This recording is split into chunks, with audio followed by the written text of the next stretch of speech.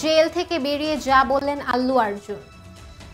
পদদলিত হয়ে নারী নিহতের মামলায় পুষ্পা তারকা ও তেলেগু সুপারস্টার আল্লু অর্জুনকে নেওয়া হয়েছিল জেল হাজতে।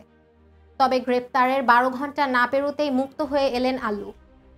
শনিবার সকাল হায়দ্রাবাদের চঞ্চলগুড়া জেলের পেছনের দরজা দিয়ে বেরিয়ে আসতে দেখা গেছে তাকে।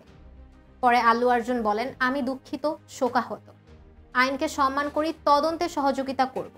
গত শুক্রবার দুপুরে আল্লু অর্জুনকে যখন গ্রেপ্তার করা হয় তখনও তার শরীরী ভঙ্গিমায় পুষ্পার ছাপ। পুলিশের সামনে স্ত্রীর গায়ে চুমু। তারপর বিকালে জামিন আবেদন করেন তার আইনজীবী। একই দিনে জামিন পেলেও এক রাত আল্লুকে থাকতে হলো জেলে। শনিবার সকালে জেল থেকে বেরিয়ে সংবাদ মাধ্যমের ক্যামেরার সামনে আসতেই পুষ্পা মেজাজ আগে থেকেই অনেক ঠান্ডা। পুষ্পার মুকুট পাশে রেখে হাত জোর করে আল্লু বললেন, মৃতার পরিবারের প্রতি আমি ব্যথিত, গোটা ঘটনায় শোকাহত।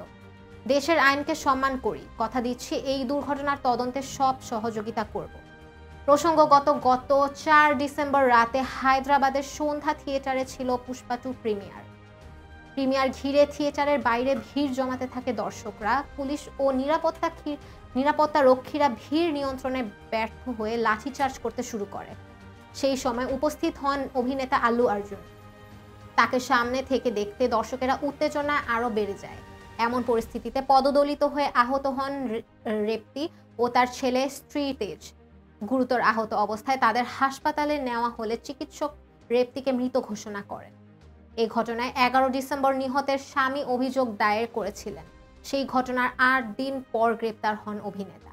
এদিকে আল্লুর বিরুদ্ধে দায়ের করা মামলা তুলে নেওয়া করা হয়েছে।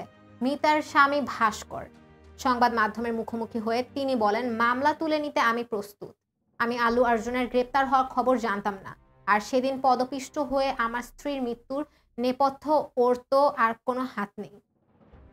দর্শক, পরবর্তী সংবাদ দেখার আমন্ত্রণ জানিয়ে এখানেই শেষ করছি। ধন্যবাদ সবাই।